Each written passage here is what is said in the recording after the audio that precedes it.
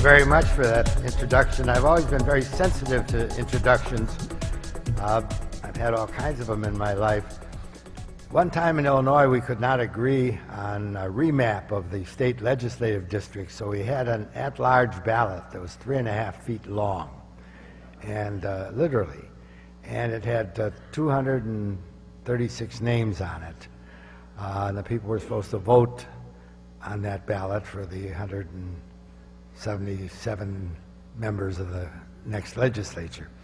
And it brought a lot of groups into the political arena that had never been there before, and I was called by a garden club up in one of the suburbs and asked to come explain the long ballot to them. And the woman who called me said, "Now, you know, Mr. Mikva, we're a not-for-profit organization, and please don't come up and make one of your political speeches. Just come up and explain the long ballot to us." And I said I'd be good, but she obviously didn't trust me, because when I came up there, she said, "Now, Mr. Mikva is a member of the blank political party, and in the last legislative session, the blank political party had 87 members, and Mr. Mikva was one of the biggest blanks down there." So I hope you do read the biography sometime, just to know that I'm not just Judge Blank. I was one of the other judges too. My title, which I had to wrestle through the sponsors because they wanted to change it at one time, is a long and celebrated history of corruption in this country. Well, I don't have to tell you about the long part. We know that corruption has existed ever since the snake first corrupted Adam on a lousy little apple to get into all the trouble that he did. The celebrated part is perhaps not as well known, and that is we really do delight in our corruption. Not on the surface, but very much close to the surface. For example, last week, ex-Governor Rod Blagojevich was convicted of many other counts besides the lying count that he'd previously been convicted of. And when the jury came in with its guilty verdict and he walked outside, to the press, of course, that wanted to interview him, but in addition, there were hundreds of applauding spectators, cheering him, asking for his autograph, asking for to shake hands with him. Here is a man who has been convicted not once but twice of lying, of selling the Senate seat that he was had the authority to appoint to fill the vacancy of Senator Barack Obama, who had just been elected president, of seeking to take money from contributors in huge sums, $50,000 and up. I chaired a commission to investigate admission practices at the University of Illinois, because it turned out that they weren't going to the most worthy students. They were going to students who had some clout behind them. And I think the beginning of the problem with the Illinois admissions process was that the chair of the Board of Trustees had given $268,000 to the Blagojevich campaign. Well, he was trying to redeem some of his investment, and he did a pretty good job of it. But it isn't just Blagojevich. 4 of our last 8 elected governors in Illinois have gone to jail. That's grim. But it's not so much that they went to jail, it's how they've been perceived since they went to jail.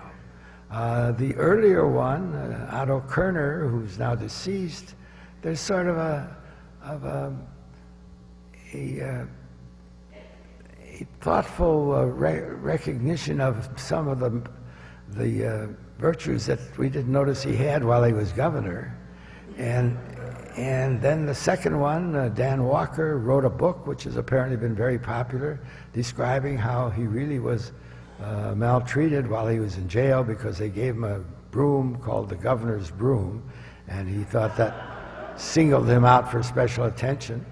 The third one, George Ryan, is a good old boy politician who really didn't do anything wrong according to his sights and the sights of the people who agree with him.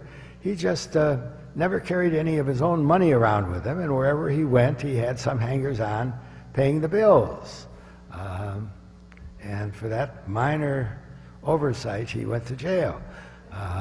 He's still in jail. The fourth one, Blagojevich, I think you've read about all of his traumas. He's on his way to jail. How could this happen? How can a state do it time after time after time? Because we have turned out that it becomes a kind of a badge of honor. We had a congressman by the name of Dan Rostenkowski, Rusty as he was called. Some of you may remember him. 3 separate presidents, incidentally, tried to keep him from being convicted. Presidents Reagan, Presidents Bush, and Presidents Clinton. Clinton ultimately pardoned him after he served his time. But thanks to a very tough and aggressive public integrity section of the Department of Justice, he was convicted. And what was kind of sad about it, and indeed it's sad about many of these corruption convictions, is that the amounts involved are so trivial. For some reason, we don't get after the big guys very often.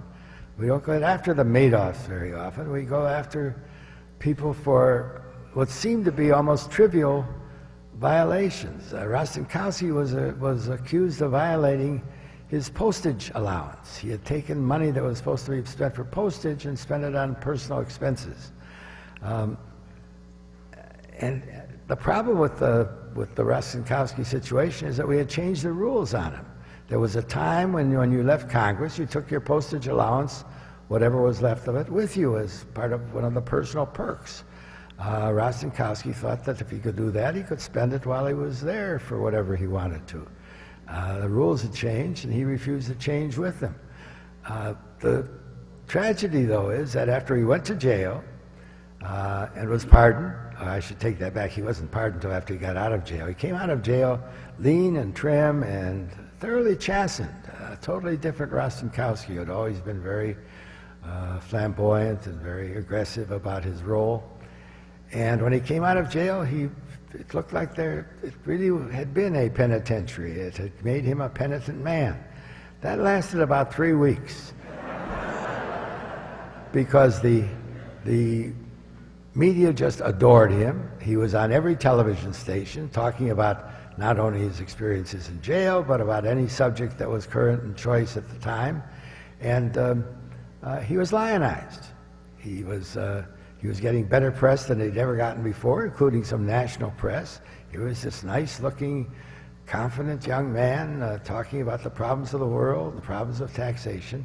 And lo and behold, within about 2 or 3 months, it was good old Danny back again, somewhat overweight, very confident of what he was doing, and I think joined that world that Professor Lessig was talking about last week, the lobbying world, where any congressman can be bought if the price is right. There are other examples of that, and again, I think the tragedy is that we sometimes think that this is all current, or somehow it's been caused by our 24/7 media, which give us every grimy detail of every politician's wife too.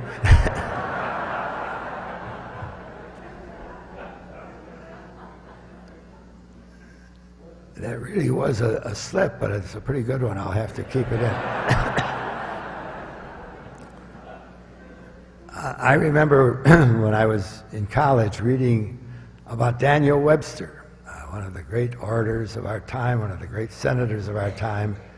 And after he died, they discovered a letter in his records in which he had written the Bank of the United States and said that if they didn't increase his retainers substantially, he was not going to be able to represent them on the floor of the Senate anymore. Well, you know, if great heroes like Webster can be torn down, then obviously this is not a new problem by any means. And I remember when George McGovern in the '72 election was talking about Richard Nixon as being the biggest crook that had ever been elected president of the United States. I have disliked Richard Nixon from the time he first was elected to Congress, beating a real Quaker by the name of Jerry Voorhees for the House of Representatives. and then later on beating Helen Gahagan Douglas for the Senate, all with these red-baiting, smearing tactics, and then ultimately going on to be vice president and president. So I didn't need much persuasion that Richard Nixon was a bad guy, but I thought that Senator McGovern was overstating it a little bit. We've had a lot of bad presidents in the United States, and to say that Nixon's was the worst we ever had, I kept thinking of people like U.S. Grant, and some of the others whose names you can't even, Millard Fillmore, names that it's hard to even remember, let alone to remember what they did. I was at a dinner one night at Brandeis University on election night, I think it was 1980, and Reagan had just been elected president. And as you would imagine, the faculty at Brandeis University was not too happy about Ronald Reagan being elected president of the United States, and there was some gloom in the room. And one of the historians there said, "Cheer up, we get along very well without great presidents in this country. I bet that this table cannot agree on 4 great presidents, 5 great presidents. And try the exercise yourself sometime and see if you can come up with 5 great presidents, and then see how many people you can get to agree on your 5. We had a reasonable consensus about 4. We could not agree on the 5th. Some people thought that George Washington should be among them. He was the first. He was a great army leader. But others pointed out that as president, he really didn't do that much. He did preside over the Constitutional Convention, and he'd been a great general.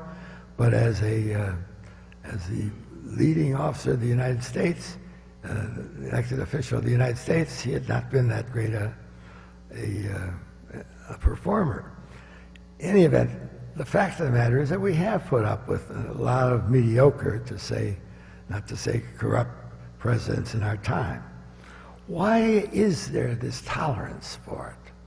Well, part of it is that there's, as I say, if it goes far enough back, there's a kind of a pride in the celebrity. John F. Kennedy, who was and remains one of my heroes, named his boat the Honey Fitz. I don't know if you remember that or not. Well, Honey Fitz was the name or the nickname of his grandfather. His grandfather went to jail. That didn't stop his grandson from naming the boat after him. He went to jail for political corruption. He had been mayor of Boston, I think.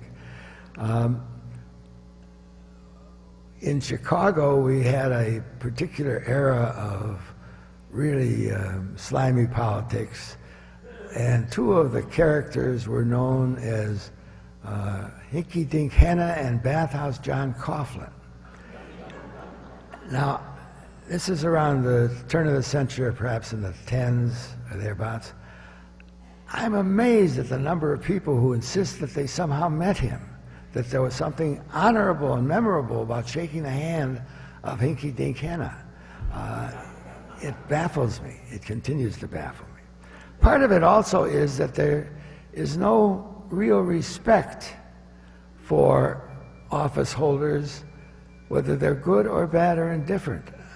I hold 2 titles that have come under great assault in general.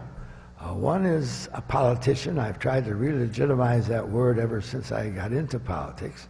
But whenever somebody is known as a politician or is called a politician, it conjures up images of corruption, greed, so on. My middle daughter was a social worker in Chicago and was in court frequently while I was in Congress, and every time she'd come into court and mention her name, the judge would look over and say, "Oh, are you related to the politician?" And she'd say, "Yeah," she had to acknowledge she was.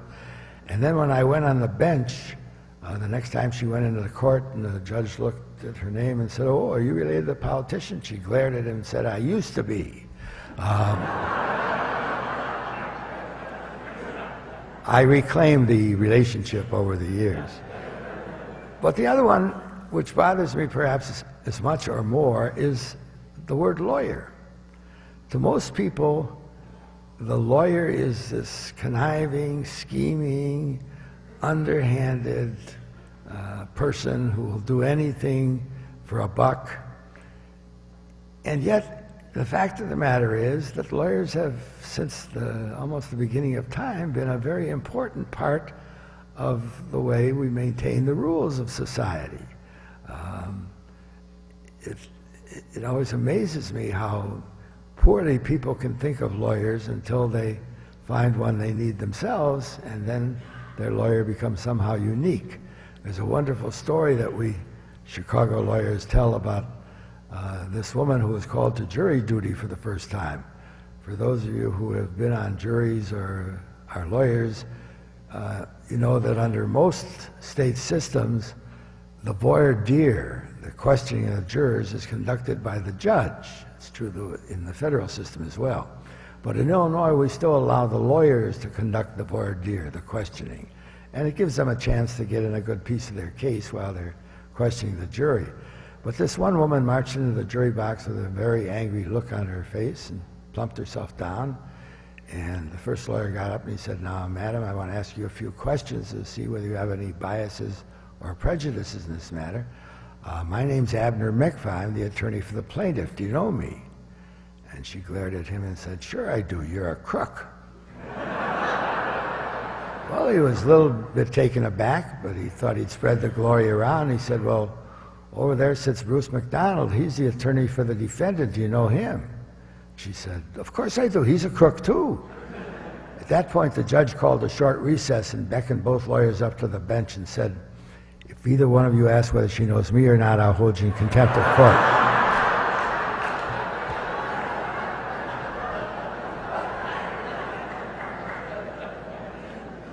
It is unfortunate that these two institutions, politics and law, are denigrated so by the American public.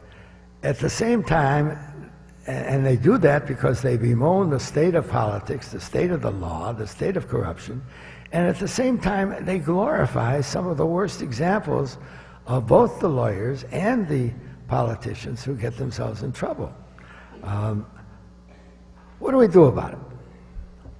Well, I suppose one thing we could do is stop glorifying in our history books and in our newspaper accounts these reprobates that are finally caught. That's easier said than done. Like most crime, the best way to avoid it is to prevent it.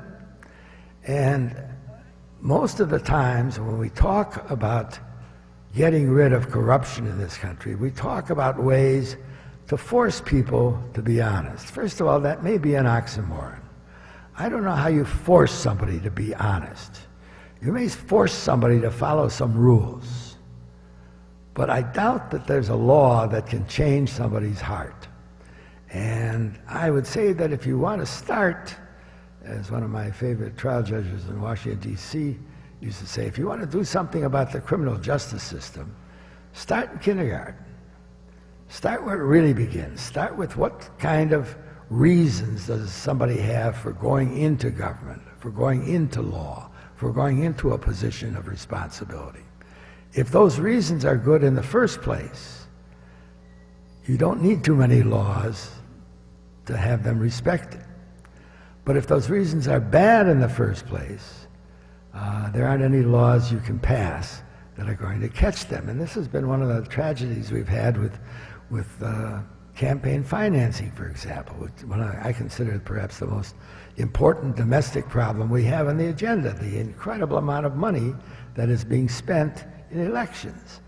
The presidential campaign this year will cost perhaps over $2 billion. I said billion. And that's just what shows.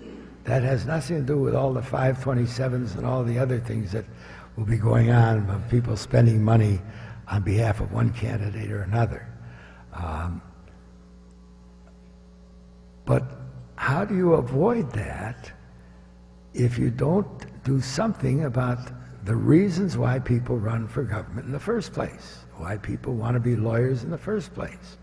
I find it very hard to see lawyers that have been out of law school for 25 years and can remember why they went to law school.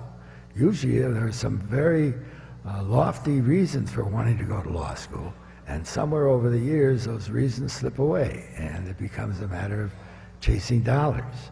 And the biggest part of the problem, of course, is that we know that. We tolerate it because somehow we can't get at the root beginning, the real question of why somebody behaves the way they do. So we pass laws to try to make them honest. Well, I found that for every law that we pass to try to make somebody honest, there are a lot of people around that can find ways around that law. We had a speaker in Illinois, Speaker of the House, by the name of Paul Powell. His nickname was Shoebox Paul Powell because when he died, they found $700,000 in a shoebox in his hotel room. Very interesting character, never gone beyond 8th grade, but had this inherent talent that he could get up on the floor of the House for the first time, look at a bill that was being considered, and perusing it while he was standing there, would figure out who it helped, who it hurt, who it bit, who it fed, and take his position. And he was consistently against any kind of reforms. I used to put in bills to try to increase the pay, which at that time was $5,000 a year, and the hope that it would attract better people. And he would get up and oppose it. He'd shake his finger at us and say, "You keep raising that pay and somebody good will run against you and then you'll be sorry." I remember we once had a bull session with him after he had successfully defeated an ethics bill that Senator Paul Simon and I had been pushing. And he said, he was sitting there basking in his victory, and he said, "I don't know why I fight so hard on this. You can't pass an ethics bill that I can't beat." And it's true. We have passed ethics bills since probably since the time of the Revolution. And every time we pass a bill, the K Street lawyers, or their earlier counterparts, finds a way of getting around them because there is no bill that can ordain somebody's honesty. So we will pass a bill saying that you have to make full disclosure. Well, then it's full disclosure of what? Well, and then we created this thing called ranges, so that when you report your finances, you're reporting you own some assets between $0 and $50,000. That doesn't tell the voters very much about what you own. Or, most recently, the Supreme Court has come out with these decisions that, first of all, say that a corporation is a person. That's funny. It's not the way I learned my law when I was in law school. The corporation was created as a convenience to avoid liability. But now the idea that you can meet a corporation walking down the street and shake hands with them and engage in free speech with them and have them exchange their votes for years is just amazing. But no matter what kind of limits you put on, when you take away the right to know who is contributing that money, or set up strategies that get around those limits, the limits make no sense. It is now the law that you can contribute, I think, something like $2,500 to a federal candidate for president. Well, in fact, you can contribute $30,000 or $35,000 to a candidate for president, but only $2,500 can go directly to him. The other 30-some thousand has to go to the political party that will support him. But then, if that's not enough, you can bundle money, of course. So you can get money from other people, even your wife or wives and children, and bundle them so they're each $2,400 and each 30-some thousand you give to the party. And then, as if that isn't enough, there are these 527s and other groups, and now corporations of any kind can give as much money as they want to a cause. The cause can be one that is identified with a candidate. That's fine. You can't be authorized by the candidate. You can't endorse the candidate. But obviously, it becomes a game of silliness as to how easy it is to get around them.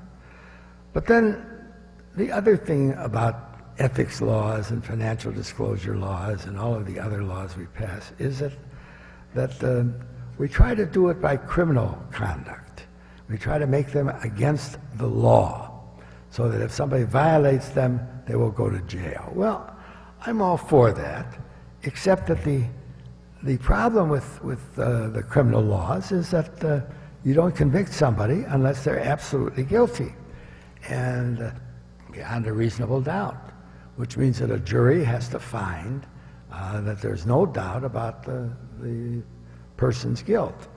In order to achieve that, you frequently have to go through all kinds of great difficulties. In the first Blagojevich trial, they had tapes of his offering to sell the Senate seat and tapes of his talking about the people that he was going to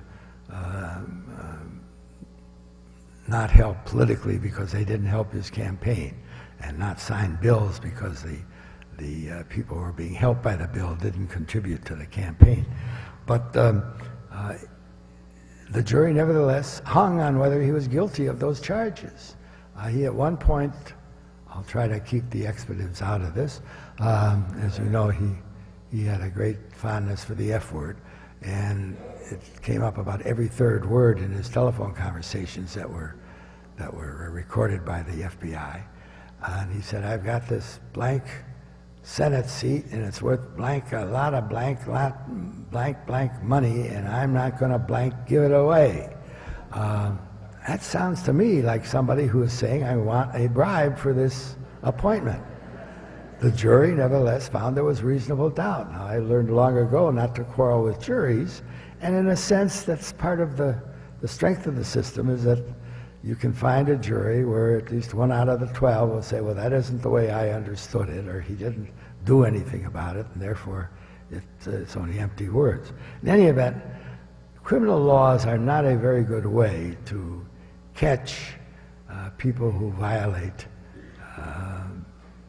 ethics laws and contribution laws, whether they're the giver or the taker. So what do we do? Well, as I said, if you really want to get at the problem, we start in the kindergarten. We start talking about what government is supposed to be, that it's supposed to be a shining light on the hill, not some kind of sewer that rats slink in and out of. We also start looking for honest service in government and making it possible for honest people to run for government. As I said, I consider campaign financing the greatest domestic issue we have, because until we take back the ability to control our elections, we're going to continue to have this kind of chaos that we have. I would start, I guess you'd have to start by getting 1 or more new people on the Supreme Court, or enlarging the size of the court, an idea that has been tried and failed, in order to reverse some of the decisions of the court which prohibit our going at it any other way. I have long favored public financing, but that really is a chicken and the egg solution of the problem. I think that it would make much more sense for the American people to finance the elections and say that people should not be allowed to raise money or contribute money privately. It's a very, very unpopular idea. People say, what, give more money to those crooks? And as a result, they'd rather have other crooks give money to those crooks than they themselves. But as far as I'm concerned, it is the only way we're ever going to really get a handle on this. When I first ran for the state legislature, I spent $1,200 to run against the Cook County organization successfully. The last time I ran for Congress in '78, I spent over $500,000, and that is peanuts compared to what they spend today for uncontested elections. And the idea of raising that kind of money, of having to you just hold yourself out to be acceptable to receiving that kind of money. In Illinois today, a state legislative election can cost, in a contested district, can cost over $1 million to elect somebody to the state legislature. Why would people give that kind of money to a state representative? has only 1/120th of the vote in one house of the legislature. And it's not because they're buying his vote, they're buying him as part of a package which leads to direct legislation, to direct gifts of one kind or another. And the result is that until you get the handle on this, the giving part, I don't think there's any way you can control elections.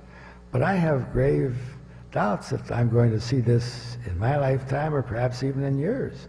As of now, the Supreme Court has thrown out almost every kind of public financing of elections. As I say, this just backs up the people's general distaste for it, so that the few states that have tried to come up with public financing have found it very, very difficult to make it happen and to keep it. The other way, of course, is disclosure. Somehow you feel that if you knew that Jack the Ripper was ripping off, or that Fagin was ripping off various people from their billfolds before they took them, that somehow that would protect their billfolds. Well, maybe yes, maybe no. My problem with disclosure is that frequently the disclosure laws become so complicated, they become snares and deceits rather than anything really, really useful in terms of resolving the corruption problem. If any of you have ever seen the forms that a congressional candidate has to fill out, it's probably as big an antidote to people running for Congress as anything I know. They're huge forms. Everybody now hires a specialist election lawyer to handle the forms for them because it's so easy to make mistakes on them. And what do you know after you've looked at the form? Not very much. First of all, there's a time lag between the time people give money and the time they have to report it. Secondly, it is given in all of these mysterious ways of bundling and to the party and special causes and so on, which frequently don't show up on the disclosure forms.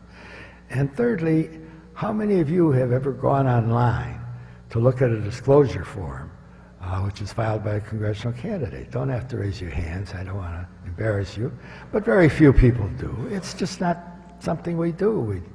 We can get very passionate about a candidate without getting that passionate as to take the time to look and see where his money is coming from, or her money is coming from.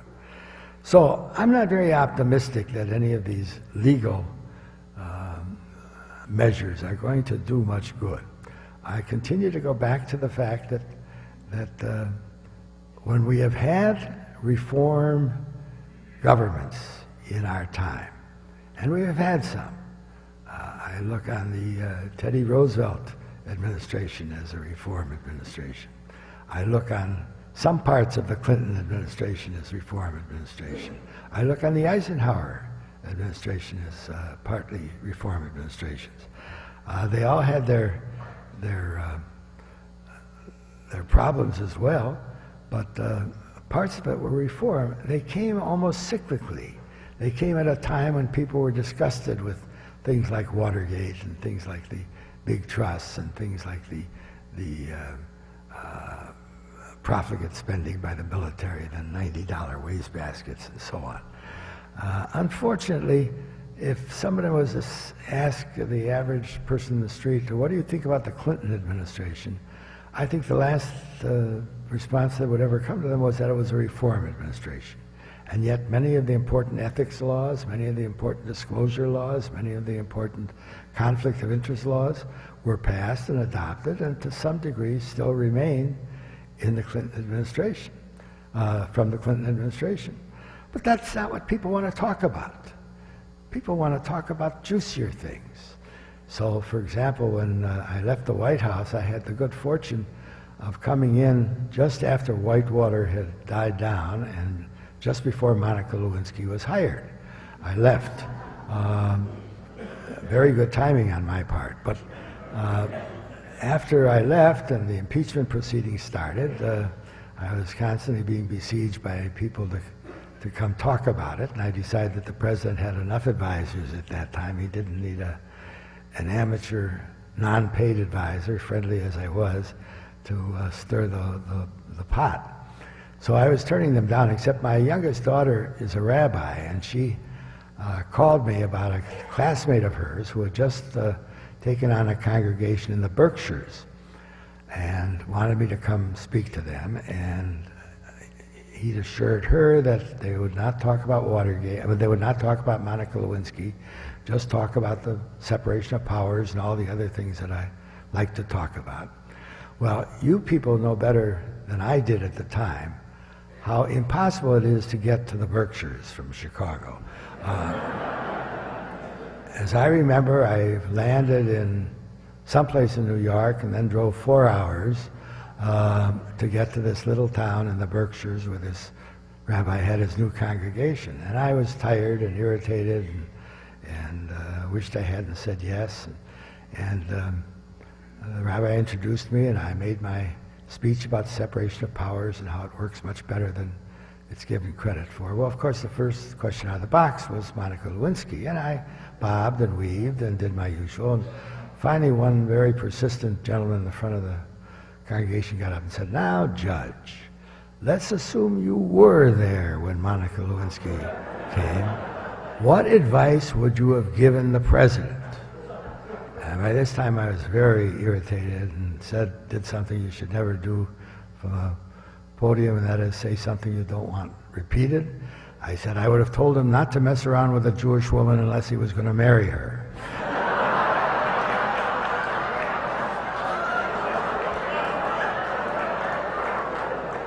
It brought down the house. And the next day it was in the Boston Globe.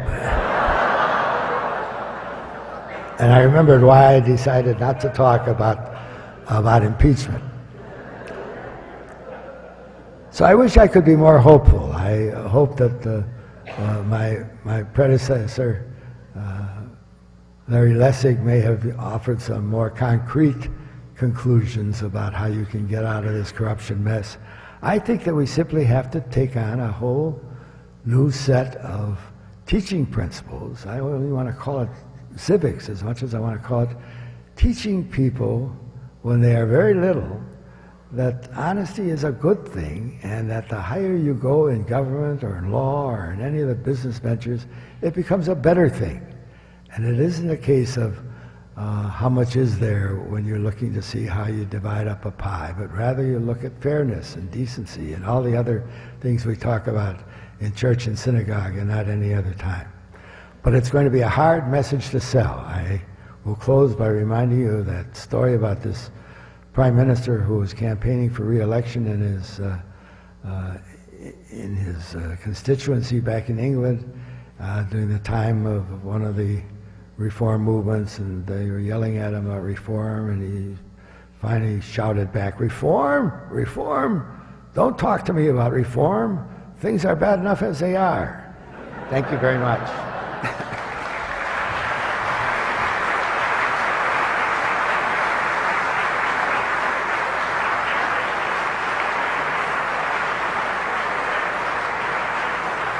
On behalf of the Police Foundation, the organization that I represent, it's an honor and a pleasure to be here, and I am enormously pleased by the fact that you are addressing the issue of police corruption. I think if there's anything to give us hope in our democracy about dealing with these critical problems that we confront in today's time, is that they must be on the table and they must be exposed to fresh air, and we must talk about them. I was talking to a couple of gentlemen at the coffee stand when we were having coffee and cookies, and I decided to leave my prepared remarks back in the back there, and just to talk to you directly about this important issue of police corruption. When we think about it, we're generally focused on the subject matter of the police officer using the power and authority of his position to obtain a personal benefit, usually an economic benefit. But police corruption, as I talk about this issue, you will see we need to look beyond those horizons to the abuse of the power of the office. I mean, I don't know how much you recognize about the power vested in the police. We've only had in the history of our nation one presidential commission on law enforcement, only one. That was under Lyndon Baines Johnson. And if you recall, that commission was appointed around the same time as the Kerner Commission, the Eisenhower Commission. These commissions came about as a result of the decade of the 60s. Now, the decade of the 60s was a particularly turbulent period in America's history. We saw over 100 civil disorders and riots in major cities across the country. Kent State has been emblazoned in our minds, and the civil rights movement was extraordinarily active during that period. Every decade has its own unique characteristics. When you think about the lives lost and the disruption to our society that occurred then, you got to ask yourself the question whether or not the police, in the interactions and contacts that they had, and the way that they handled situation, was acting properly or improperly, and if they were acting improperly, is that something that we look at as kind of like a corruption of the system? When we got beyond the decade of the 60s, we saw organizations created to reform things. The Law Enforcement Assistance Administration was established. The first federal entity that really put real funds into policing tried to elevate the standards of police through creating an educational program, and in many ways helped to reform the police. And so if this is anything that I want to get across to you today, it is that there are things that are going on to reform the police that may not be that noticeable, because what we end up seeing is the problem that's magnified and hitting us in the face. You had to get hit in the face when you saw Abner Louima, Abdou Diallo, and Rodney King. Those incidents of abuse of authority, and I call abuse of authority a police corruption. You had to get hit when you saw that. When you look at the decade of the 70s, that's when the Police Foundation was established. Police Foundation was established by the Ford Foundation. Its purpose, its mission, is to improve American policing. Now, when I started out as a police officer walking the beat in Newark, New Jersey, you didn't have to have any education to be a police officer. Later on, you had to pass a high school equivalency examination. The police exercise enormous power. And one of the things that the Presidential Commission said was that when the police exercise their power in a particular way, it's invisible to public scrutiny. No judge can review it, not even the police chief or the administrator. What am I talking about? I'm talking about the power of police discretion. The police can see, if I went out into this audience and these 4 people sitting in the second row back there all had marijuana on them or some kind of drugs that's prohibited, and I arrested one and took them in, the whole criminal justice system would process that individual. And you could not tell the judge in court, well, he arrested everybody, me, but didn't arrest the other people. It's the exercise of police authority through police discretion. That is where a part of the insights that I hope to leave you with respect to the big question that's on the table today. How do police exercise their discretion, right? Now, I also want to tell you a little bit about personal experiences that I've had coming up in the Newark Police Department, because I believe that this issue of discretion, this issue of corruption is not merely a question of substance, but it's a question of context, and it's a question of perspective. How do we see it? Where do we draw the lines? How do we define the role of the police? What are their duties and responsibilities? Police can't possibly enforce all laws. We don't even know all the laws on the books. Policy helps to guide the police in what they do.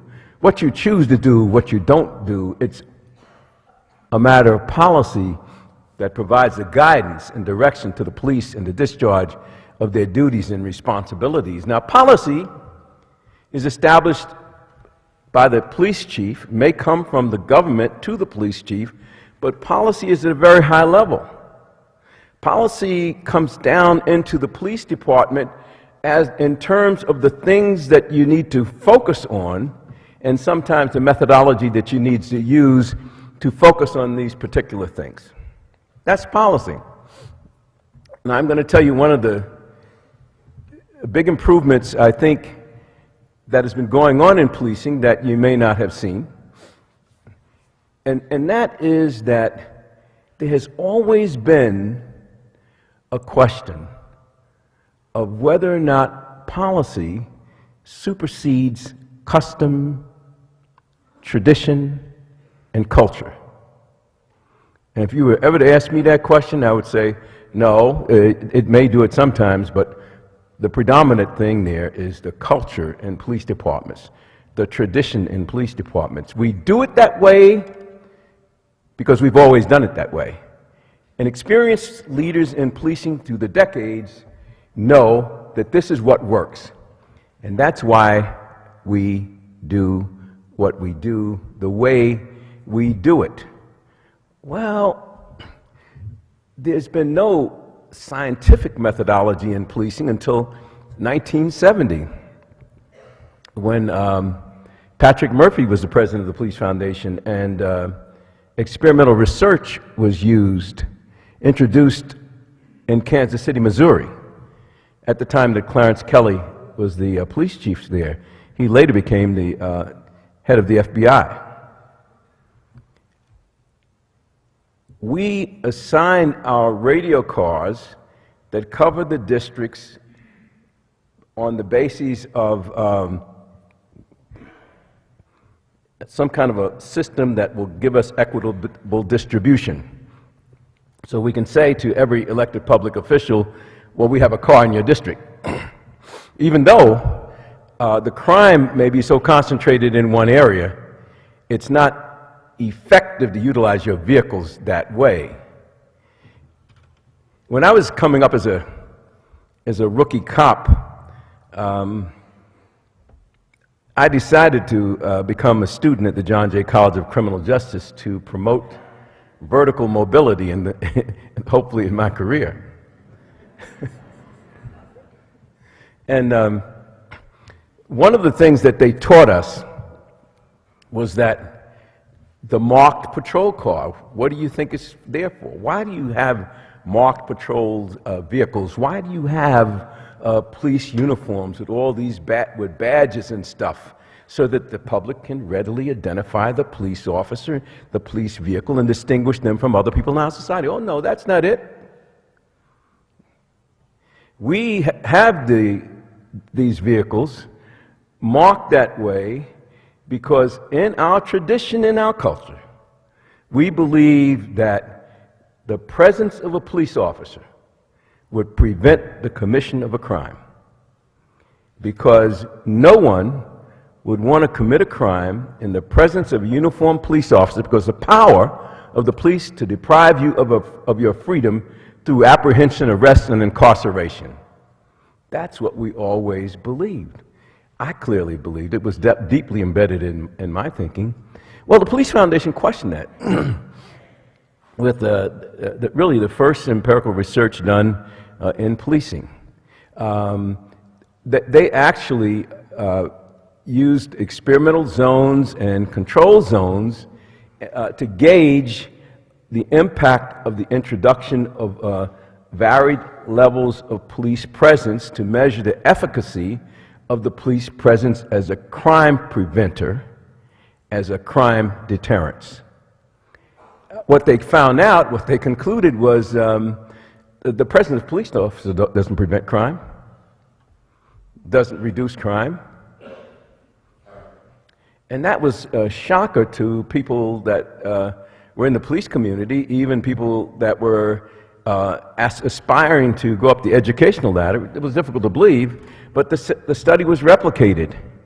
And then over time, as we began to think about it, what we said was, well, of course, we all know that in the wintertime, those windows are up, the heat is on, the cop has got so much work, he's moving rapidly from job to job. He can't see the guy lurking in the street corner, in the alleyway. He can't see things that are going on. It's the Foot Patrol it's the Foot Patrol that does that. Well, when I was running the Newark Police Department, the Police Foundation, Pat Murphy talked to me to see whether or not we would be interested in participating in experimental research. Well, given the Newark Police Department's reputation and my desire to change all that, I thought that major experimental research could help to make a difference, and agreed to the experiment in spite of the fact that we had major cutbacks and reductions in personnel at that time. In any event, Foot Patrol study was conducted. It took a couple of years to do that. It was analyzed, and we found out that Foot Patrol didn't prevent crime either. Foot Patrol didn't deter crime either. But what Foot Patrol did was to make people feel safer. There was evidence in the study that people felt safer with a police officer there. And so James Q. Wilson and a guy named George Kelling went through the data, gave a lot of thought to what it meant, and they concluded that there's something else going on there. It may be the role of the police in maintaining order that does not reflect itself in statistical data. You only get data when there is a line marked on a police report that a crime was committed. It's almost like this thing, there's a tree fell somewhere in the desert, but no one is there to see it fall. Did it actually fall? I can tell you, I was in command of the Newark Police Department at the time of one of its major civil disturbances. Our crime rate was very low during that period. And the reason it was very low is because you're doing everything possible to maintain order, and you're not generating the statistics under the normative path that you'd follow. And so when you look at the statistical patterns, you're not going to see high crime. Of course, crime was off the chart, but it wasn't getting reflected in those statistics, in the data. So they talked about order maintenance. And a guy named Herman Goldstein, that's done a lot of writing in policing, suggested that one of the things that the police may be doing in maintaining order is dealing with things that are disruptive to order, dealing with what might be considered to be the signs of crime. Debris-strewn lots, abandoned buildings, things, autos that are abandoned week after week, signs to the criminal element that this neighborhood, the government's not concerned about this neighborhood. They're not here. They're not exercising police power in this area. Fear and fear reduction was a huge consideration that grew out of this research that I'm talking to you about motorized patrol and its effect, foot patrol and its efficacy. So, I was approached again by the Police Foundation to see whether or not we would be willing to participate in a fear reduction program. That one was far more difficult than the foot patrol because at that point we had reduced the size of the police department by close to 25%. And this particular study that they had provided research for the experiment, but no research, no money for the experimental model that had to be put in place to be evaluated. But nevertheless, I thought it was very important work, and it could lead us down a different path in terms of how we deal with the issues of public safety and crime control. Tell you what the fear reduction study said, to make a long story short. Fear reduction study said that any positive interaction between the police and the public of a non-threatening nature will reduce fear and improve the reputation of the police department. And the police chiefs got a hold of that information, and they said, wow, you mean all I got to do is have these cops to interact in a positive way with people and it's going to make everybody like us? Something called community policing that was a catalyst for community policing.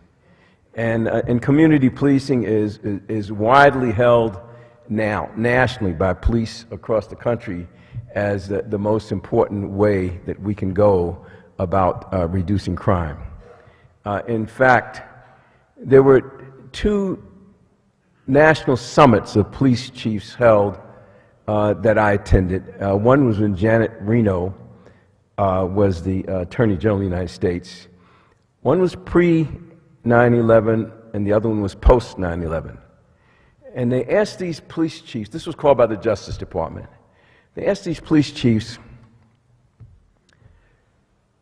what are your top 5 priorities? The number one priority, both instances, public trust. You can't be effective at dealing with crime without public trust.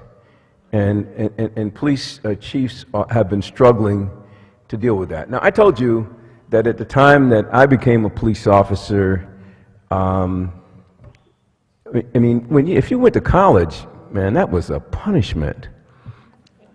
I remember taking this course, and the tough course, I just remember tough course, and the professor said, we're going to have our finals tomorrow, and there'll be no makeups. So I had already completed my tour of duty for the day, and the lieutenant, you know, in the Newark Police Department, when you finish walking your beat for the day, you can't walk into the precinct. You must walk into a little tiny vestibule and stand there until the lieutenant acknowledges your presence and invites you to come into the precinct. So I march in. Patrolman Williams, sir. Williams, how you doing? It's a chance for you to make a little overtime here. We have the 300th anniversary of the city, and it's an opportunity. So I don't say anything to this guy. I'm just standing there. So he says, of course, maybe you don't need the money. And I still don't say anything to him. He says, I'm going to have you to assign for this overtime. I said, well, I would appreciate it if you would not do that, sir. I've already put my time of duty in. He says, no, you're going to work that overtime. Permission to see the captain. Captain? But of course. Captain Johnson. Going to see Captain Johnson. Salute, everything.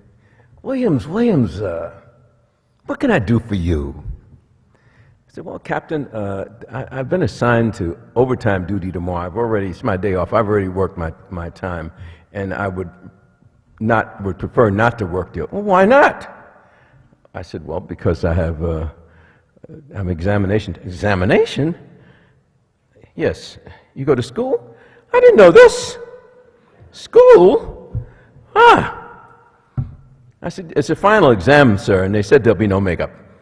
Don't believe him, Williams. There's always a makeup. Now, you get your butt down there on the corner of Green Street and Broad Street tomorrow at 9 o'clock for the 300th anniversary of the city of Newark, New Jersey. And I'll be there. And of course, that took care of that. I came on duty, I parked my car, and there was so many people down there. By the time I got to the point where the captain was talking, I was about 5 minutes late. I gave him the good tender salute, and he said to me, Williams, you're late. In my office tomorrow, I'm bringing you up on departmental charges for being late to duty. The point I'm trying to make is that police in those days, the police leadership, didn't like officers that were going to college. They didn't like officers seeking an education in a lot of police departments that were like Newark. And maybe it was because they were feared the competition, that these people would excel. I'm not sure what the reasons were, but I do know that that's in fact the case. And you became somewhat isolated when they found out you were going to school, and in some ways they would do things to punish you. I want to talk to you a little bit about this issue called the wall of silence, this mystique that people like to talk about, that the police hide the criminality, the abuse from public scrutiny by the wall of silence. See nothing, know nothing, hear nothing. That's exactly what they tell you to do to keep out of trouble. Don't let them drag you into any of these things, kid. That's the first thing. But it's a big point of transition when an officer graduates from the police academy and goes out to walk a beat, goes assigned to the precinct as a rookie cop. His duty is going to be, usually, in those days, it was to walk foot patrol. And you walked foot patrol alone. That was your job, your responsibility. In the police academy, it is very close to what they might do in the military. That's why police departments are called quasi-military operations. Emergency response, the way they're structured, etc., hierarchical control, uniform, very much emulates what we have in the military. Well, they teach you this regimented routine about the rules, the regulations, the policies, and all these things. You know them, and you know that your duty is to be compliant and to obey these things. But then a funny thing happens when they put you in the street. And it happens to every cop. And they will all tell you basically the same story wherever they are. And here's the story. First thing that happens when you graduate from the police academy, I'm ready to go out, lock up the mayor. Anybody. Don't violate the law in front of me. They put you with an experienced officer, a seasoned veteran, to teach you the ropes, to transition you from the police academy to the working police force. And you go on, I went on a few jobs with this officer, Mr. Harper, and we, at some point he says, kid, he said, you were married? I said, yeah. He says, do you have kids? I said, yeah. He wanted to know about my kids, I told him. He says, well, He says, you want to get home to your family at night? I said, of course. Well, the first thing that you need to know, kid, these streets are dangerous out here. The number one rule of survival that you have to understand is to forget all that BS that they taught you in the police academy.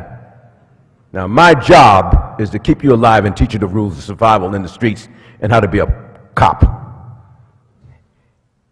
And you will find that that street experience is almost a 180-degree turn from the academic model that's established in the police academy.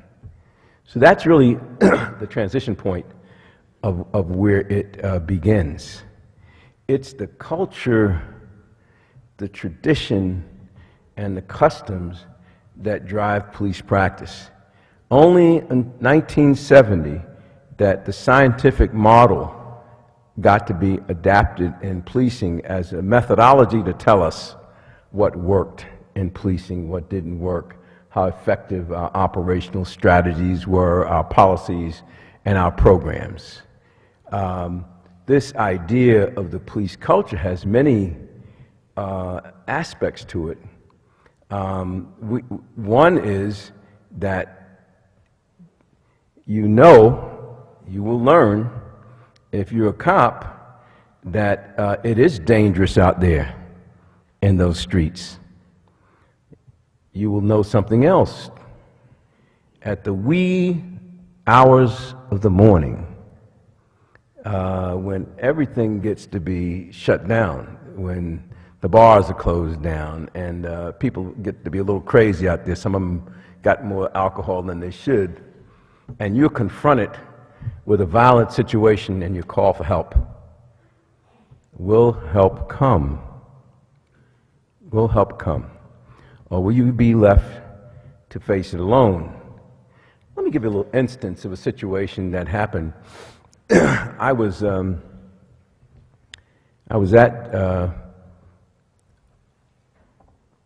they have Patrick Murphy, John Jay does something in his honor in which they have speakers to come in and talk about different issues in policing. I was one of the speakers, and Pat Murphy was there. Another young gentleman was there named Frank Serpico. And could you just let me know by raising your hands how many people ever heard that name before? Ooh, I'm impressed.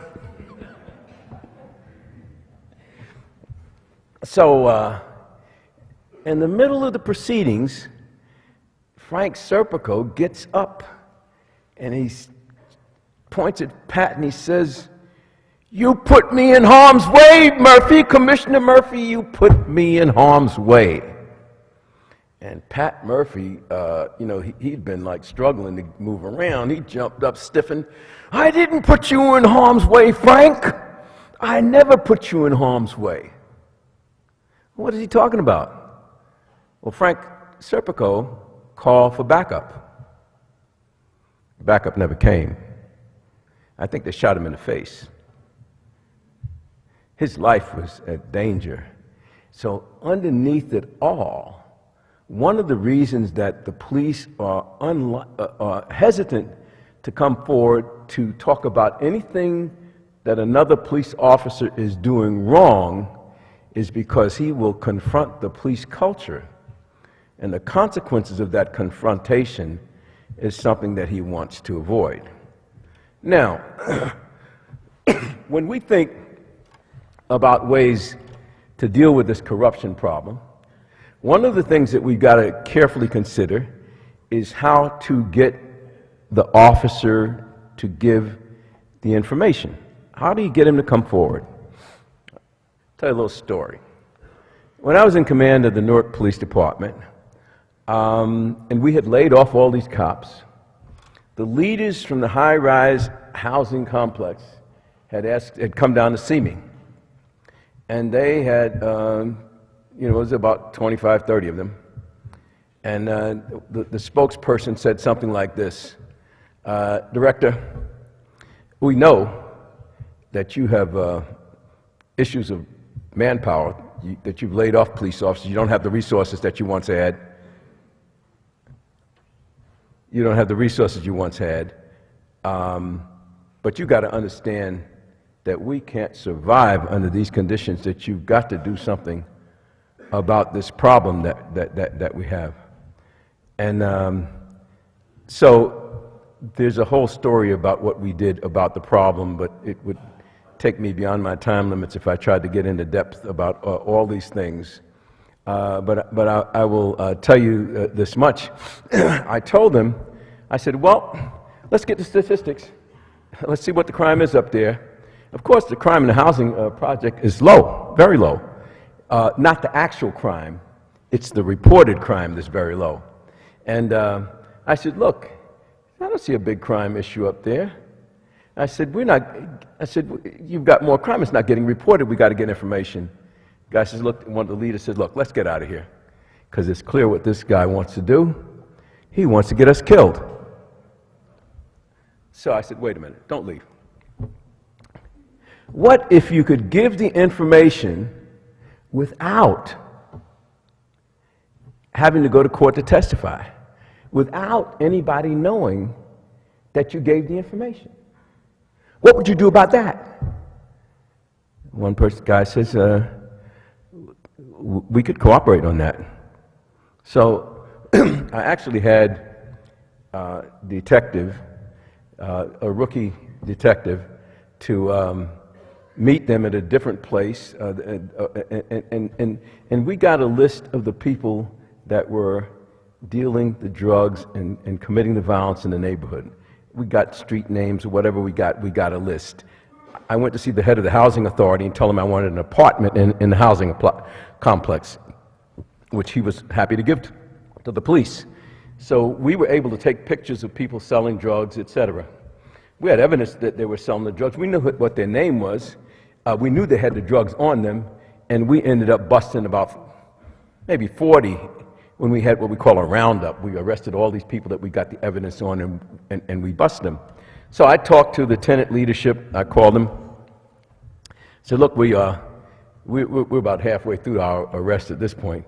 I said, we're going to have those people in court that are running through the neighborhood and creating these problems, but they'll be out the same day unless you find a way to get to the judges and get them to understand the way this police director understands how unsafe, insecure you are because of these people. I couldn't believe it. They got 6 months for a penknife. You wouldn't get 6 months for a gun. The impact and effect of the people working with the police can have a tremendous effect on public safety and on crime. This same principle applies when you deal with police. How do you get the police to feel comfortable in giving information without giving identification? That's one of the things that we got to overcome. Another is that we got to be, our screening and selection procedures, we got to try and bring people in with strong enough moral character to resist the temptations. I remember as a rookie cop, I was assigned to the Federal Bureau of Narcotics as an undercover narcotics investigator. My job was to go around in the streets of Newark solamente buying drugs from these dealers. In those days, it was basically heroin. And I had an informant that would go with me. His name was Lucky. And this is one of the reasons why you want to get people that have sufficiently strong moral character, because that informant can push you to the edge of the line. He's the one that's giving you turning people up, etc. And he is a drug user. He's drug addicted. The federal government in those days considered these people to be, quote, special employees. They would get paid on a daily per diem basis for working for the government. So the guy would get out and work all day, and I got all this heroin, and they had something called a marquee reagent test where you could put a little bit of the stuff that you got in a glassine envelope in a vial. It would turn purple. You knew you had it then. He wanted to get the heroin.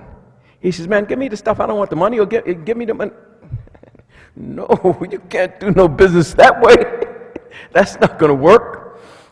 Well, sometimes police get out there and they don't see with sufficient clarity that line of demarcation. Well, you better see it with sufficient clarity, because that's what this whole thing is all about. It's about the police being on one side with the duty and responsibility to enforce the law, and they cannot become the law violators. We've seen too much of that. We've seen it in the Knapp Commission in the 70s. I mentioned Frank Serpico and Davy Dirk and what was going on then. We moved to the 80s, and there was in New York City the Mullen Commission, and the Mullen Commission found something interesting, and that was that the drugs had turned from heroin to cocaine. Gambling was the big issue in the 60s and 70s. The mob had gotten into drugs, and the money flowing from drugs was enormous. And police officers began to not only engage in corrupt practice of turning the other way, but officers like Dowd, who was the major person in the Mullen Commission investigation. Dowd was actually, he called himself the mechanic. And that was because he would have to tune people up that got out of line.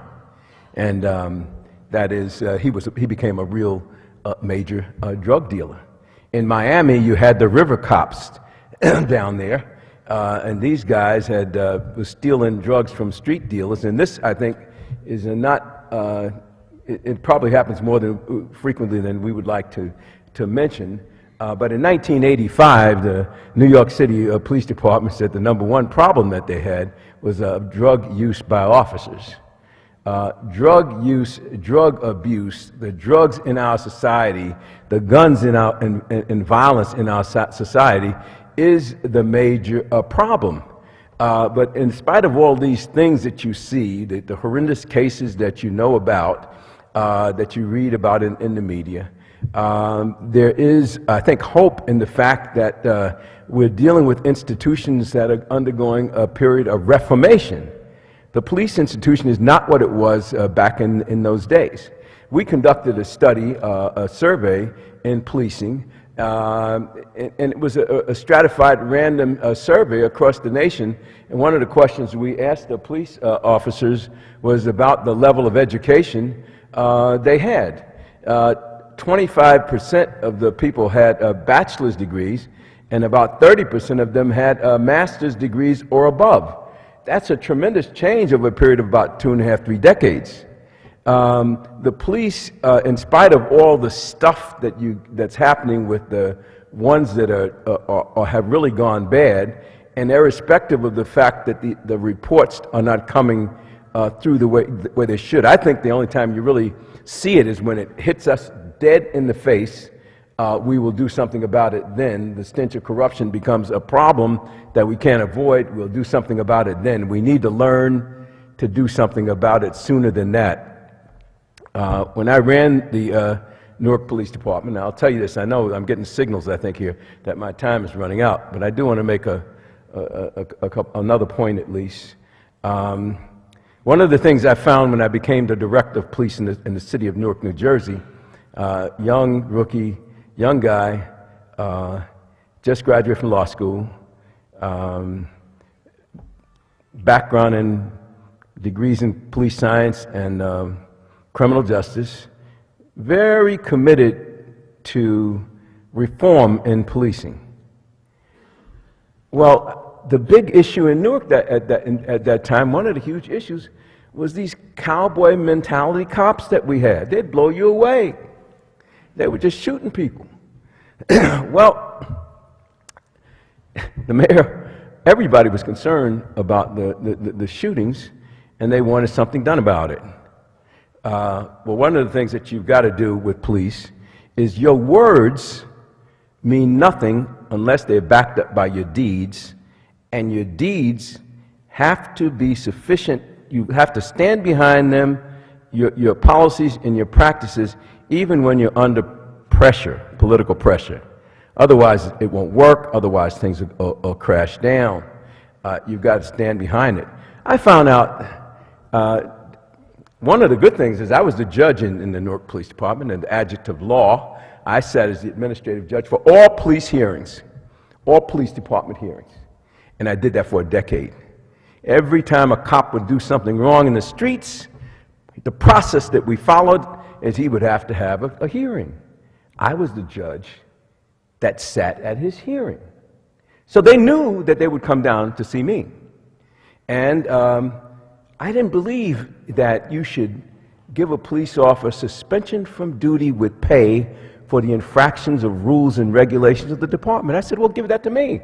That's a vacation. So if you got laid off, if you got suspended, it was without pay. Well, to make a long story short, in the first 4 years of my administration, we increased the number of suspensions from duty without pay by 2,000%. And I would have taken it to 5,000 if it was necessary. Tell you what happened. Larry Sherman, any of you guys ever hear that name? No. Well, in criminology, he's one of the big criminologists today. He was the director of research at the Police Foundation at the time that I was running Newark Police Department. And he was looking at this issue of the police use of force. There's a guy named Peter Scharf, Dr. Peter Scharf, that wrote a book called The Badge and the Bullet. You might want to get about, and then Jerry Skolnick, A Thin Blue Line, and then the studies done by the National Institute of Justice. Newark Police use of force, Larry Sherman said in the New York Times, was on the par with the Netherlands. Cops didn't use deadly force unless they had to. That's what Peter Scharf found in his research.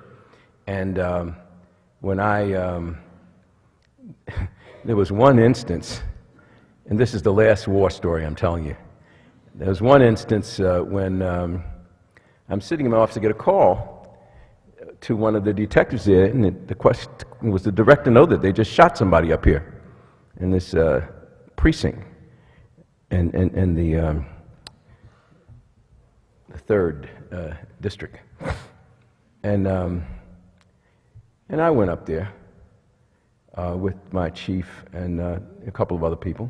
I went into the precinct, and it was business as usual. There's no problem in that precinct. It was clear to me. The lieutenant was sitting behind his desk smoking a cigarette. And, hi, Director. How you doing, Lieutenant? Did anybody get shot up here in this precinct? Oh, yeah. Oh, where's he at? Oh, he sent him up to the hospital. Well, let me see the reports. They haven't submitted the reports yet. Get them submitted immediately. A little example of how things work in the streets sometimes. So, here's the story of what happened. What they say happened. There are 14 officers in the precinct at this time. One of the police officers is moving this prisoner from what we call a holding pen, taking him to the general cell block. And as he comes out of the holding pen, there's a table, a four-legged table sitting next to the holding pen with one of the legs broken off on top of the table, a big leg. He grabs the leg and looks and lunges at the officer with it, and the officer pulls his gun. And this guy backs up into the cell block. But he again comes at the officer, and the officer shoots him. He's now injured in the hospital. I tell my guys, go to the hospital. I want to know where the bullets entered. I want to know exactly what happened this instant. Come to find out that the bullet entered from behind the ear. So I go outside the precinct, and I call my chief, Charlie Zizza, and I tell him, Charlie, go into the precinct, take that cop's gun and his badge, and lock him up now. So he goes into the precinct, And a few minutes later, he comes out, and he's looking like this. Charlie, what's happening? What's going on? The prosecutor wouldn't let me arrest him. Prosecutor? What's he doing here? I didn't even know the prosecutor was there. The prosecutor wouldn't let me arrest him. That's what he said, right? So I said, Charlie, I get about this close to him. Charlie, look at me. I'm giving you a direct order. Go into that precinct right now, get that cop's gun badge, and lock him up. Tell the prosecutor to come see me. So he goes in, takes the cop's gun and badge. We lock him up. Prosecutor comes outside. We go around the corner. And if I had been about 5 years less matured, I would have popped him. So I asked this prosecutor, I said, you know, who are you to tell a police officer when he has probable cause at this stage in the game? So I had a big problem with the prosecutor's office, and the media, the unions, everybody blasted that all over the place, but it sent a message. You know the message is, this guy can be crazy. You can't let yourself be predictable in these environments. They have to look at you, if you believe in principles, that you're going to do whatever is necessary. Newark Police was the first or second lowest major city in the use of deadly force in the country during those days, because of the whatever. But that's what happened after a period of time. I think you can change things. Culture and tradition is given way to science and policing. All these things that are happening will continue to happen. Evolution has occurred through the decades. We forget the past. We don't recall very much about the 60s and the violence and things that went down in the 60s, the Knapp Commission, after that, 70s, the 80s, the 90s. The 80s was Mellon Commission. The 90s we saw Rodney King, Abdou Diallo, and all these cases happen. And 2000, guess what we're seeing now again in New York City, because it happens every 20 years. Major scandal on fixing tickets. What the unions admit that we're not fixing tickets, we are extending a courtesy. Well, the grand jury is sitting right now. You can probably hear something before the end of this month on that case. So in my view, we've seen evolution in policing, we've seen change. The corruption is just one of the issues and problems that we've got, just as the Republic has got issues and problems that through the decades we have overcome those things. There is hope. Don't lose hope in this idea that corruption is something that's impenetrable, that we cannot deal with it because we can. There are good people inside that police department just as there are good people outside the police department, and I think we'll prevail. Thank you. Okay, assuming people come into Congress, senators and representatives, with good intentions, what incentives would make them vote for a public financing in spite of being against their own interests? Well, first of all, let me say I really fell for this audience.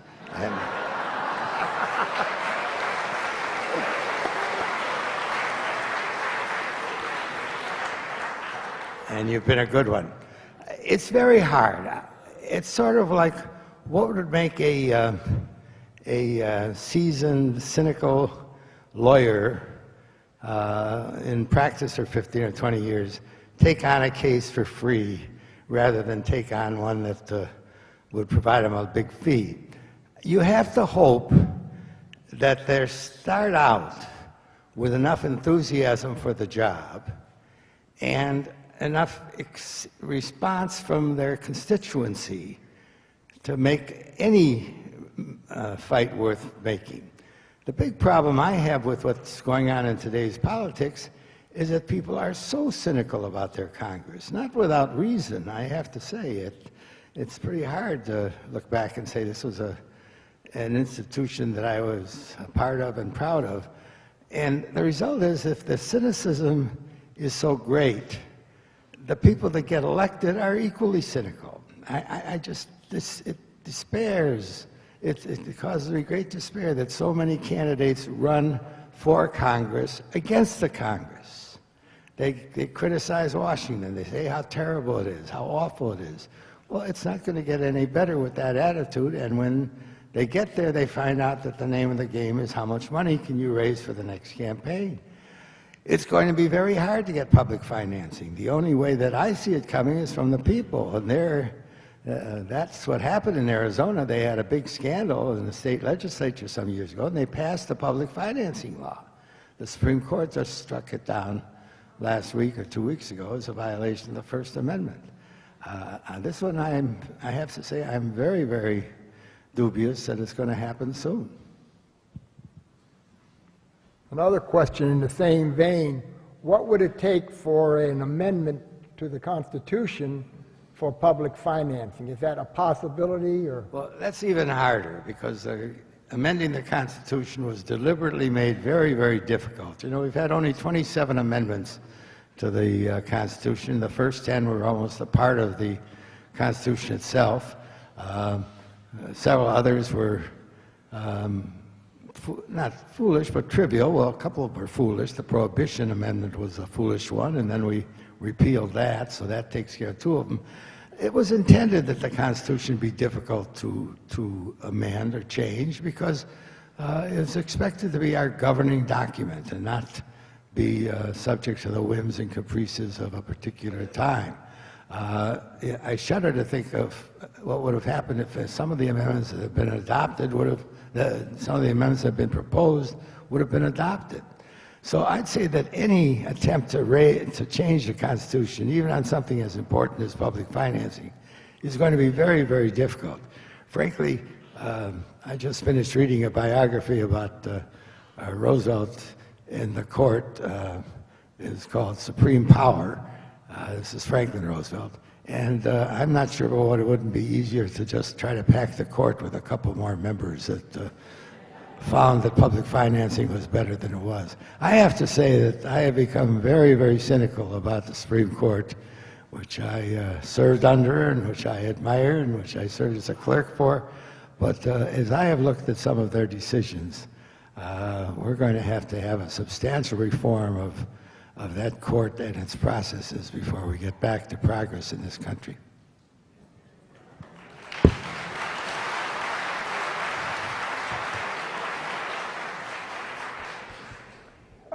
How would you propose to control lobbyist spending? Now I can face you. Okay. Well, that's hard. When I went into the legislature 125 years ago, I thought that the word lobbyist was a dirty word. And then I came down to Springfield and realized that I was being asked to legislate on all kinds of issues that I didn't know anything about. Brucellosis, I'd never heard the word before. And apparently it affects a lot of cows in this country. And that the process of lobbying, in its true sense, is a very important and useful function. Unfortunately, lobbying as we knew it in the past is not what's going on in Washington. What's going on in Washington right now is bribery. I wish I could be more subtle about it, but it is flat out bribery. I have seen, even when I was there, and it's gotten worse since then, members of the Congress voting against their own beliefs, voting against their own constituents, simply because somebody was putting money into their campaign coffers. It isn't bribery in the sense that they're taking money and saying, here, go to Las Vegas. But the cost of campaigning has become so high that there is no way that the members of Congress can get elected or re-elected without having the help and the support of these so-called lobbyists. When I say so-called lobbyists, they aren't lobbying in the sense that a lobbyist in the old tradition would come in and try to persuade a member of Congress, this is the way we think you ought to vote. Here's what the issue is, and here's why my client is right. That's not what happens anymore. the lobbyists say, here, we've got PACs that can raise $50,000 for you or $100,000 for you, but you got to vote right. And these members, knowing that what they're voting for is wrong. I've sometimes said that some of the, I now don't favor this, but that if we could go back to secret voting, as they used to have in the Parliament a long, long time ago, we probably could pass a lot of useful legislation that can't get passed simply because of the lobbying. I think that here's one place where I would use the law. I would write a strict law saying that breaking the tie between corporations and the legislative process, that a corporation, there's a term in the law, we used to call it ultra vires, and that is that a corporation cannot do things outside its purpose. And when I was in the legislature way back when, corporations could not make contributions to political campaigns. And their lobbying was very, very limited, because if it was something outside the purpose for which they existed, they couldn't do it. So that when a company is spending a lot of money in order to promote the idea of against abortions, for example, what is the public purpose that that corporation is using? I mean, what is the purpose that that corporation is following to solve that problem? As far as I'm concerned, if we would go back to that old ultra vires tradition and say corporations cannot give money to things that don't directly affect their company, and even there they have to be careful that they aren't put in the position of trying to bribe somebody for the purposes of getting their way through the legislature. It's a tough problem. I hope you didn't come for just the hour, because this problem is going to go on for quite a while.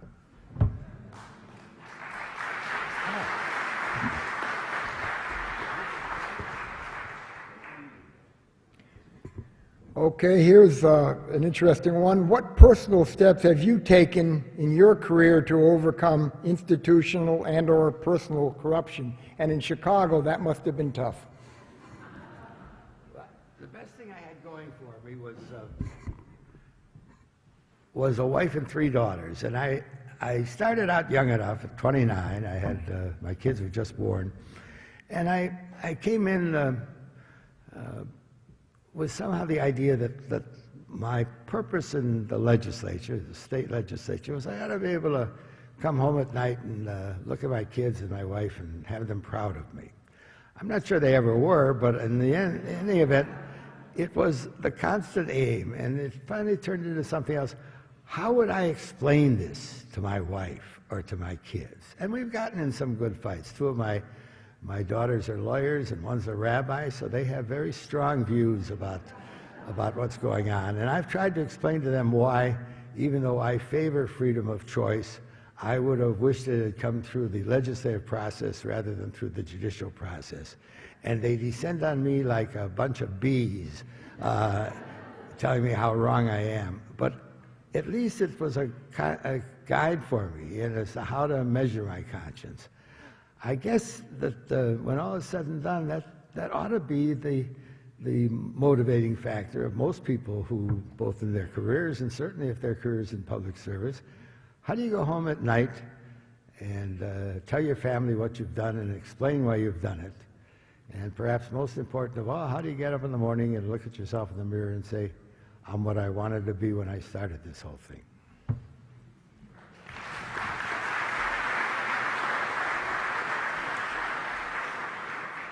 Gilbert, I've got one for you. Here you go. If we substantially reduce penalties or decriminalize drug use, would that help the police activities? I think the issue with respect to reduction of penalty, particularly with respect to crack cocaine and cocaine, is the inequity that's inherent within the law and the awesome penalty that's being imposed on the American people because of it. From my perspective, we have people in prison, huge numbers of them, that the crime they committed is against themselves, and we're paying $30,000 a year for it. I don't think we can afford to do it. And my view is that let's eliminate the inequities within the law. People that are committing serious crime, particularly crimes in which they're going to do some harm to other people, those are the ones that I would keep in prison.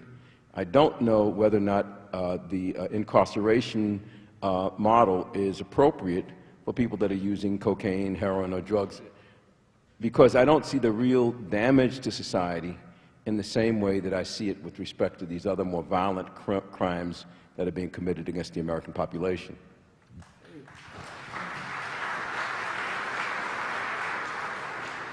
Let me supplement that a little bit. I'm not for legalization, but first of all, Hubert, your figure is low. It's about $40,000 a year now.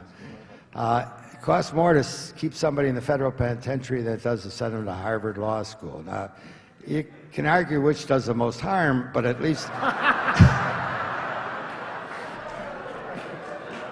I thought there might be a few Harvard grads in the room. The real problem, as far as I'm concerned, is that these sentences we give out have absolutely no relationship to the real world. Even Bernie Madoff, what did we give him, 400 years or 300 years? I remember when I was ranting about this once when my daughter the judge, that's one word, my daughter the judge, who was then 8 years old, and I was complaining about some atrocious sentence that had been given out in Texas, and she said, well, Daddy, if he's such a bad man, why does the judge want him to live that long? And the question is more rational than any answer you can give as to our sentences. The worst part, even more than the atrocious sentences that are added out, is that so many of them are mandatory minimum sentences, and that is that the judge has no discretion in many states and under the federal government to give less than a certain number of years for certain crimes. And the result is, as Hubert has said, we filled out our prisons with millions of people. We have the highest incarceration rate of any country in the world. Isn't that atrocious? And they aren't reformatories. They don't reform. They aren't penitentiaries. Nobody gets penitent. They aren't houses of correction. Nobody gets corrected. All we do is turn them into a subclass of people who, if they ever get out, are just further drains on our society.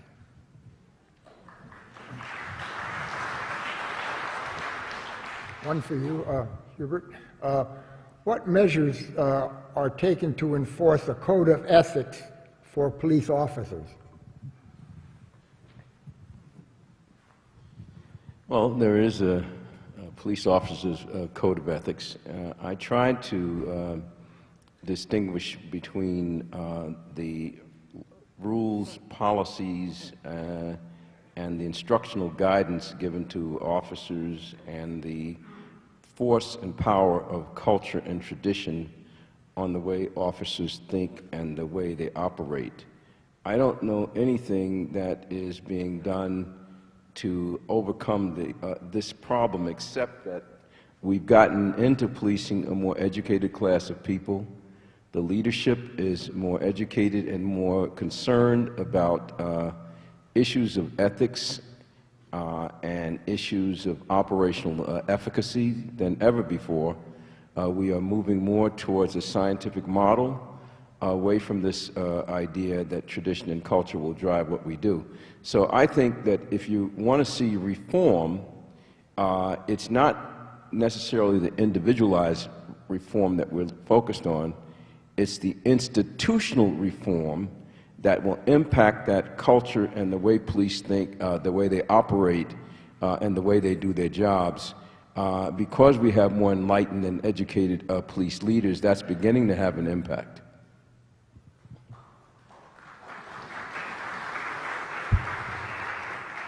Okay, here's a little lighter one for you, Abner.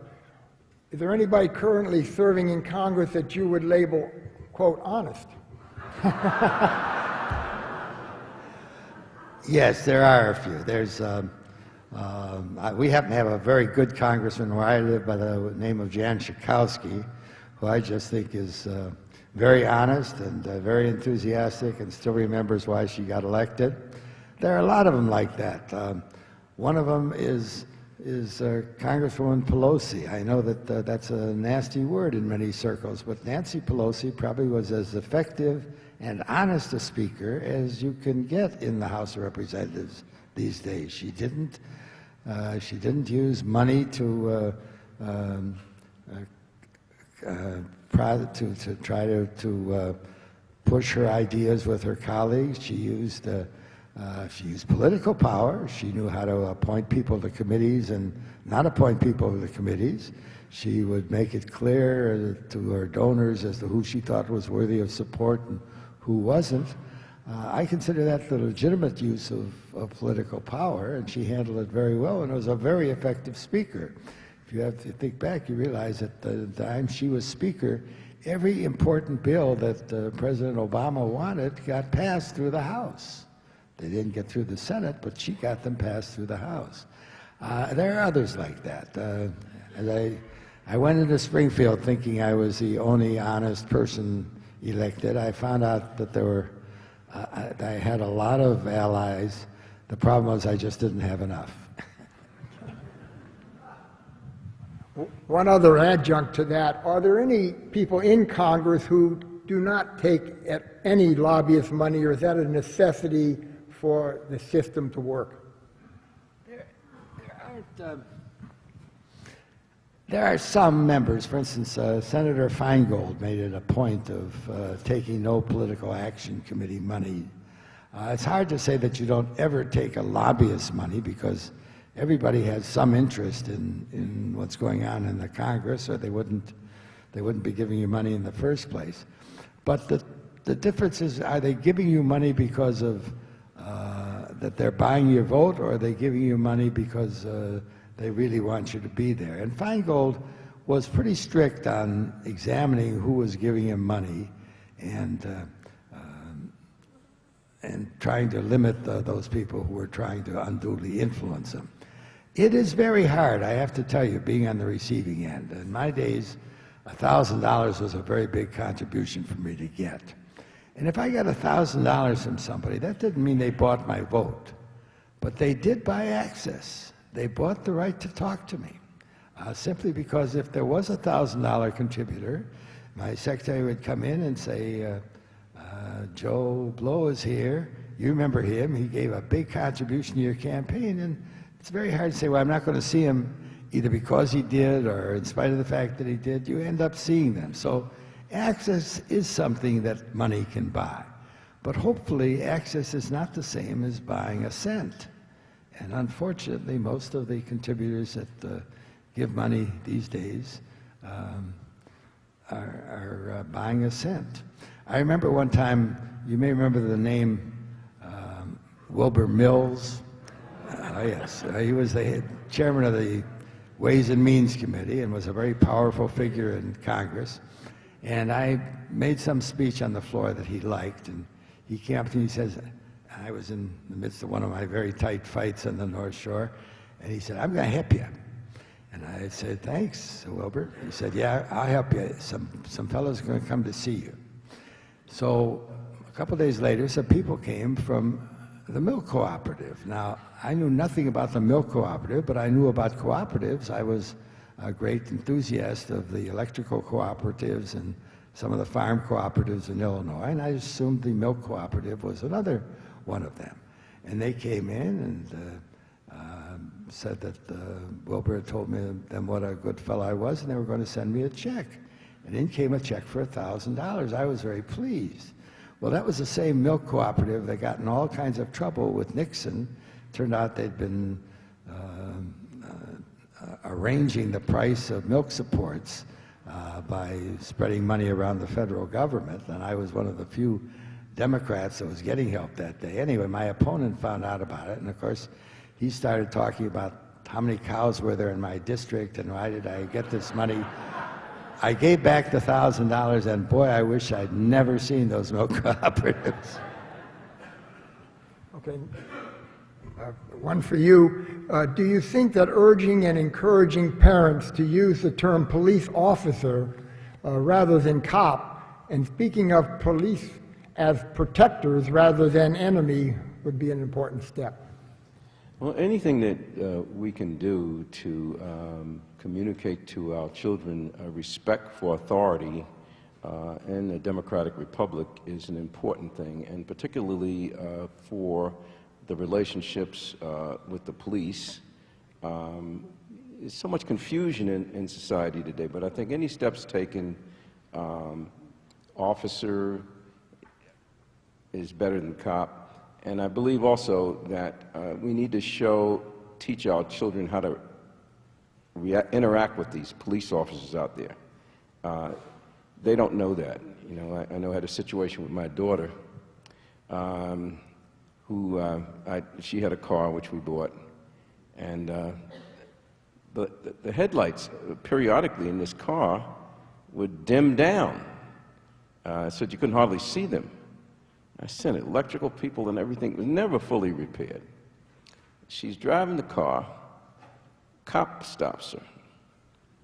And so he tells her to stay in the car. She jumps out of the car. What are you stopping me for? That's what I want to know. What are you stopping me for, officer? I'm stopping you because your headlights are not on. She turns around. Those headlights look like they're not on to you. Of course, the headlights have come back on at this point. So she used to get tickets for violating parking regulations. Particularly, she went to Penn State, and she would get all these summonses. Now, the car was in my name. And one of the issues I was concerned about was an arrest warrant for not paying the tickets. No, our children don't need to have these kind of clashes, problems, and difficulties with the police. The best way to deal with police officers is to show courtesy and respect, and you go from there. In the African American community, an area that they call the hood, that's very problematic. The normal mode of operation is such that disrespect is shown without even knowing it, and that's one of the reasons why there's such decadence between police and people 15 years to 24 years old that live in these neighborhoods. So this is a broader sweep than what you were asking for in the question. I think anything that can be done to teach the children to show respect for the authority of individuals that in our republic, particularly the police, is an important step. Yeah, I grew up in Milwaukee, which I don't know what the reputation of its police department is, but I never heard the word. I guess I'd heard it, but nobody used the word cop in Milwaukee. They were always called officer. And we had this officer friendly, and we actually thought of, you know, it was a legitimate concept. It wasn't something that we made fun of. And the idea, I think whoever asked the question, it's a very profound question. Somehow the word cop designates somebody who's on the other side. Not one of us, cops and robbers, they're on the other side. And I think it would be very helpful if we started all using the word officer, which sounds like a small step. It would be a useful one. One other question in the same vein. Most of us probably learn of policing through TV shows.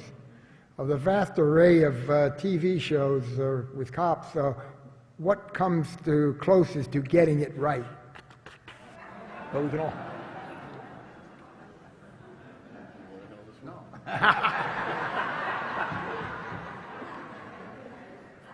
Well, the ones I've seen, I think they all get some of it right, but part of it is really to capture the public attention and imagination. There is something in police that they call the CIA effect, and that is jurors now expect the police to bring in a high quality of evidence that will create more certainty and the identification of the person that has allegedly committed the crime. Well, the police don't have the lab facilities, they don't have the equipment, they will not be able to bring in that, and a lot of people are getting off that are guilty because of it. So maybe the CIA effect will induce the police to improve their game. I don't want to try and designate one of these programs that comes close to getting it right, because I can't think of any. I can only tell you that as I've looked at them, some of them have got a lot of things right. They had one in Baltimore called The Wire. I thought that was pretty realistic program. There are others as well. Okay, someone asked a very important question. Who were your 5 best presidents? I got to 4. I came to Jackson, Jefferson, Franklin Roosevelt, and Jackson, Jefferson, Franklin Roosevelt, and Lincoln, of course. How could I forget Lincoln? I balked on George Washington. Again, I thought he was a great founder of our country and a great general, but I too looked at his presidential record as being something less than spectacular. Some argue that he set the tone for the presidency that made him among the top 5. But others, for instance, Harry Truman has become a much greater president in history than he was at the time when we were living under him. I was a Democrat then, very embarrassed about all the scandals that were coming up under his regime. But now that I look back at things like the Marshall Plan and the ending of segregation in the armed services and many other things that he did, you realize that he was a very good president. I think General Eisenhower has turned out to be a better president than I thought he was at the time. As far as I was concerned, he was running against Adlai Stevenson, and that was the end of the story. But in retrospect, he did some very courageous things, including curbing the military, ending the war in Korea, and keeping us out of other wars during that period. Anyway, but I did have trouble getting to the 5th at that time. Okay, one last sort of philosophical question. We have evidence-based medicine, we have now evidence-based policing. Is it too much to ask for evidence-based government? Any thoughts or questions? And that's the last one. Well, we spend a lot of money. It's taxpayers' money. They go for a variety of different programs and purposes. Rarely ever do you see any attachment to those programs of a research that will evaluate the efficacy of the program, and which should provide the guidance for whether or not they get a future funding. So I clearly would like to see something of that nature. Well, Hubert is correct. It would be great to be able to develop some evaluators for some of the things we spend money on. I wonder, how would we evaluate our war in Vietnam, for example? Or our war even in Korea, or our war in Iraq, or our war in Afghanistan, which are 4 of the biggest expenditures that we've had in the last 50 years. I would give all of them an absolute flat 0 on what they accomplished in terms of American interests.